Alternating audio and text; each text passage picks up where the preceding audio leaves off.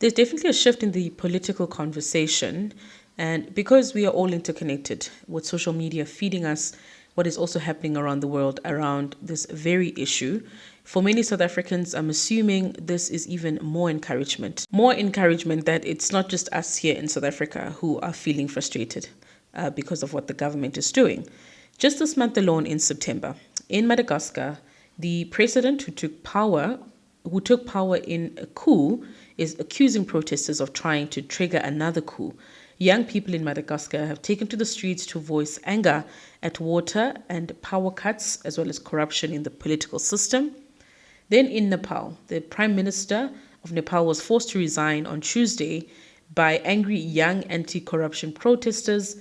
And then in Morocco, a young people movement called Gen Z 212 have been protesting across the country for 6 days, denouncing social inequality and corruption.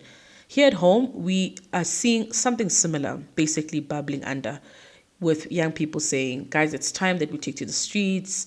We are not angry enough. We also have guys like the Operation Dudula movement, which is definitely doubling up on their activism. In January, undocumented migrant children should not be allowed to sit in South Africa's classrooms. We will not have undocumented illegal foreigners in our schools, in our public facilities. If the private schools want to take them, that's fine. We don't care. But public schools are reserved for South Africans.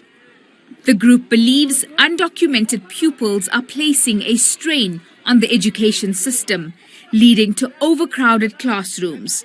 The movement will deploy members outside school gates nationwide to enforce its campaign. We will not literally be grabbing children. I mean, we're talking about minors here, but we will make sure that there will be a way of us making sure that they are being removed from that desk and the South African will be then.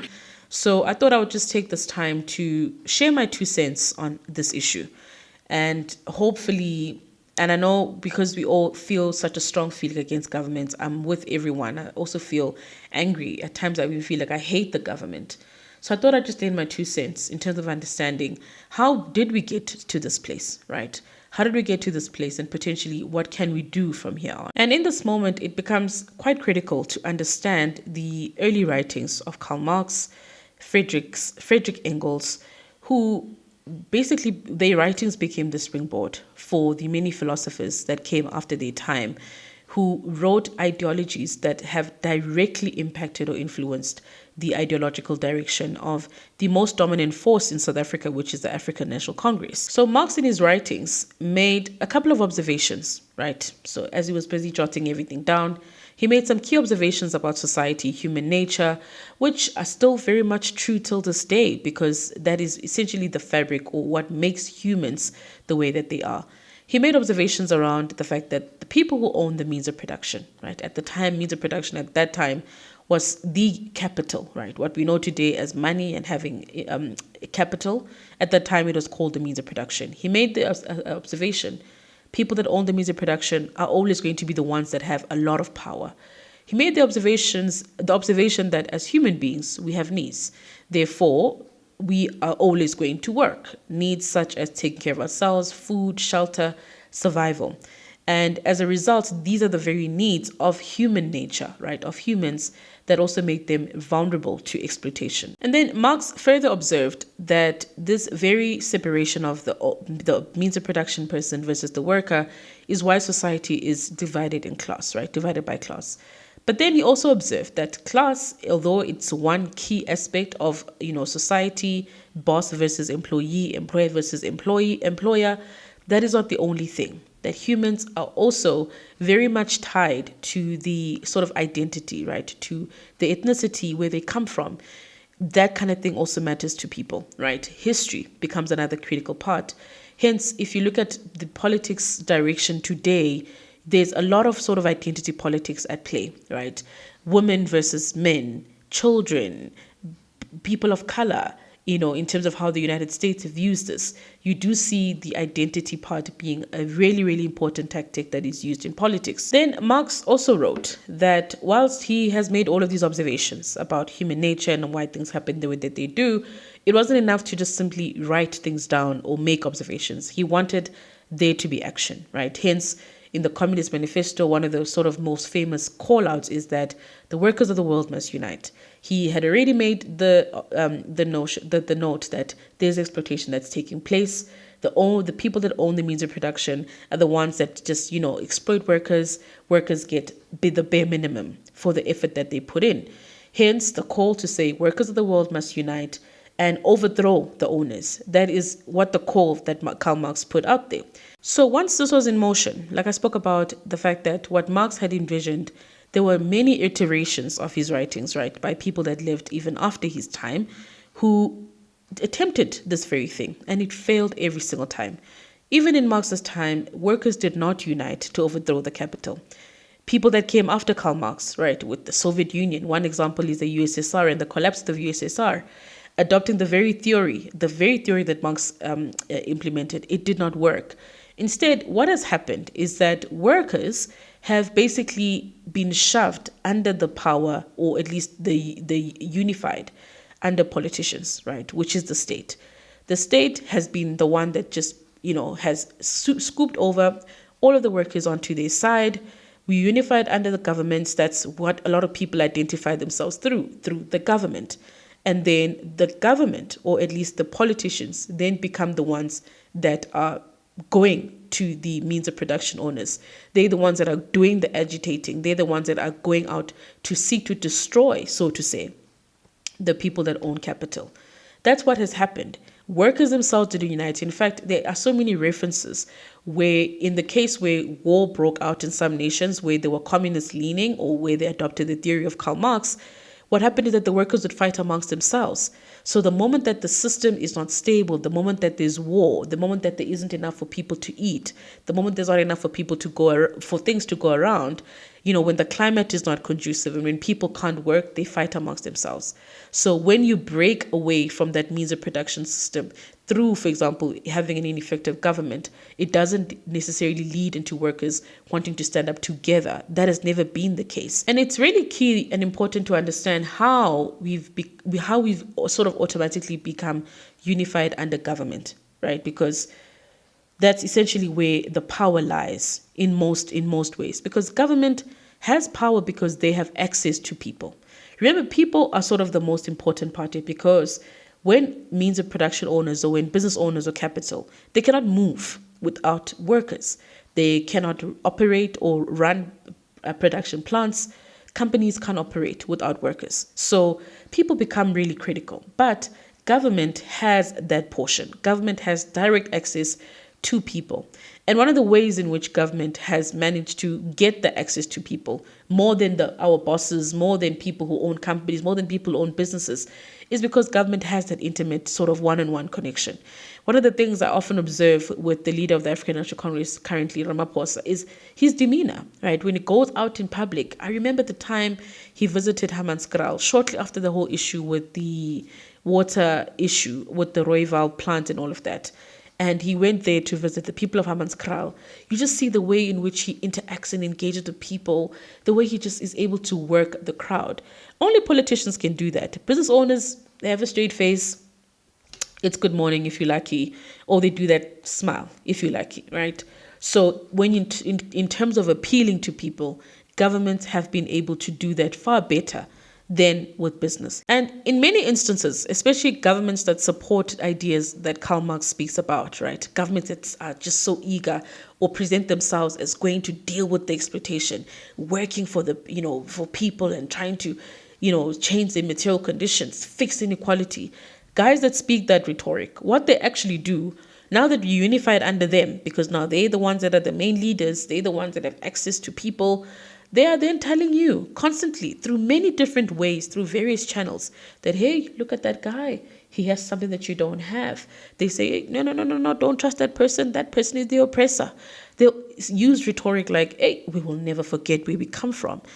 Playing again to the very elements that Karl Marx identified, that people are not only tied to what they do for work, they're also tied to their ethnicity, to their identity, to where they come from. They're also tied to their history. So all of these things become a critical tactic, which we are seeing how that is being used today. That we've got leaders who are, the smiling guy, the guy who comes in and just knows how to work a crowd. Meanwhile, through the media, through the different channels, we are constantly reminded of our past, our future. Ramaphosa's speeches have almost become predictable in terms of what he's going to touch on. Just recently with the National Dialogue, he went on to say, we need to ask ourselves, why do some people have and others don't have? Ask ourselves, why do so many people live in abject poverty and so few live lives of opulence?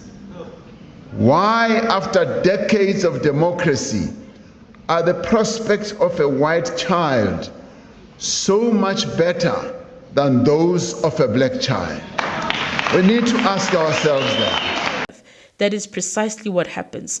Once they have people under their wing, like what the ANC has become, which is quite a dominant force in our government. I know they did not get majority in the elections, but they're still pretty dominant, is that they then have the opportunity to keep whispering the stuff in our ears. And what happens is that this sort of constant talk of envy and resentment and anger, right? Because if you bring up history and what happened to people who look like me, to women, I will obviously be very angry.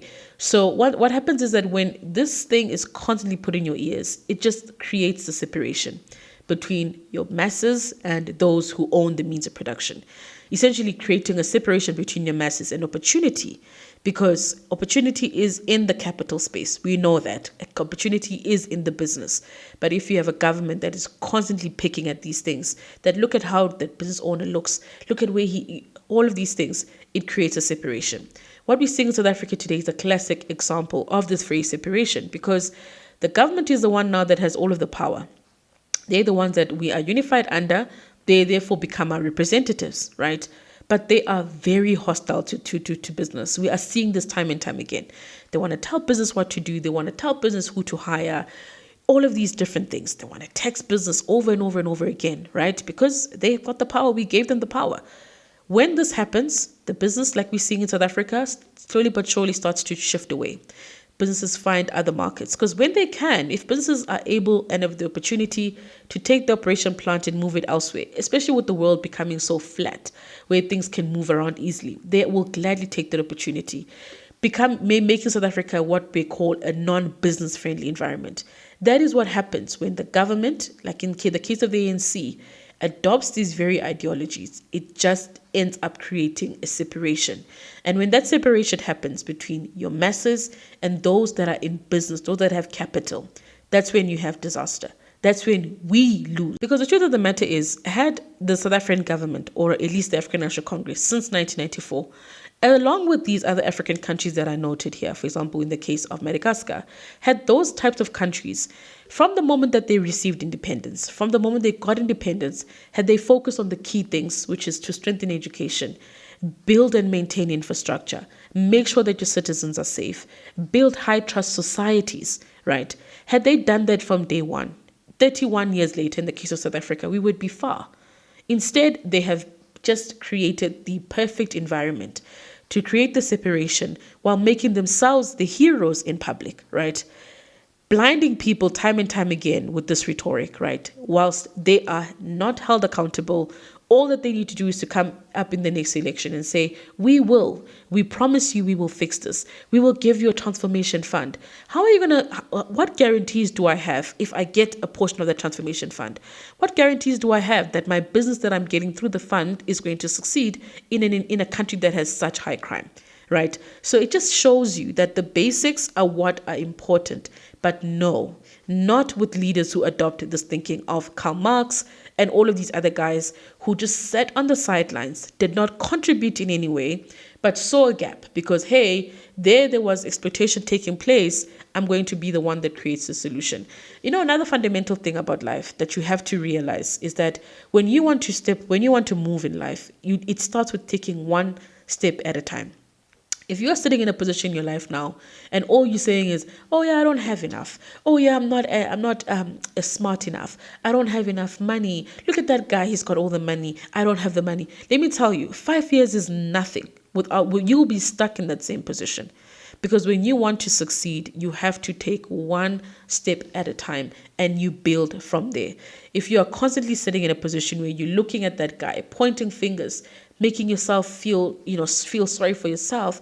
Oh yeah, I come from a poor background, my parents never worked, or this and this and that, feeling sorry for yourself. Victim mentality, which is another thing that we're seeing a lot in this day and age. You're never going to grow. You're never going to move forward. But what is going on is that our politicians are playing to the very same thing. Look at our history. 30 years later, the Ramaphosa even goes on to boldly say that the economy is still in the hands of a few. Yet you've been a president for over 8 years. Had in the moment you got into your office, into the start of your first term, did what you said you were going to do, 8 years later, that would be a different case, right? So we have to understand why the Karl Marx thinking, how that coming into our politics, adopting those kinds of ideologies has been harmful. And I'm going to say this, that if we, as the black majority voting population of South Africa, want to keep the policies of transformation, redress, policies that we feel comfortable with in terms of, these policies have our best interest at heart. If we truly believe those policies are important, if we believe that whoever we elect has to look like us, if those things are what we need, then guess what? That is all we are going to get. That's all we're going to get. The picture of South Africa today is a clear picture. We've got policies from here until Durban, right? Because I'm in Joburg now, until Durban. Yet, according to Ramaphosa himself, we are still not up there in terms of the, participating in the economy. The real truth is that if we vote for those kinds of policies, if we want to safeguard those things, that's all we're going to get. The only thing we're going to show for our support, for our vote, is that, we've got BEE that is still in place, and we're just going to say, we've got such policies that are still in place.